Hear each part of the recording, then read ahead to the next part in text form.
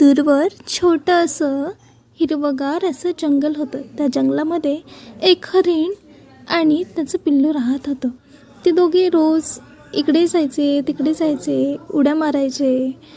आई आणि पिल्लू रोजही पूर्ण वेळ सोबत घालवायचे. आईला पिल्ल्याशिवाय राहावत नव्हतं. ती कुठेही जायची, पिल्ल्याला सोबत घेऊन जायची.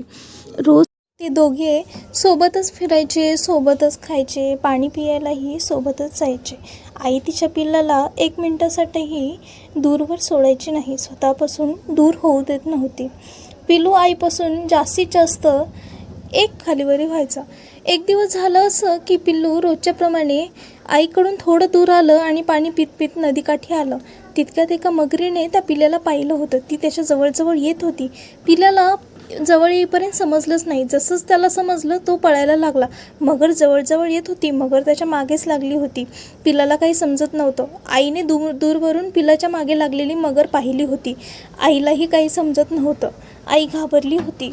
त्यानंतर ती दूरवरून पळत आली पिल्लाच्या मागे आणि स्वतःला त्या मगरीच्या हवाली केले. आईचं प्रेम जगामध्ये खूप मोठं असतं. ती मगरीला पिल्ल्यासाठी स्वतःला मगरीच्या हवाली करून टाकते आणि मगर त्या आईला फस्त करून टाकतो. हे सगळं त्या पिल्लाच्या डोळ्यांपुढे घडलं होतं. त्यानंतर ते एकटंच राहतं, जंगलामध्ये एकटाच फिरतो.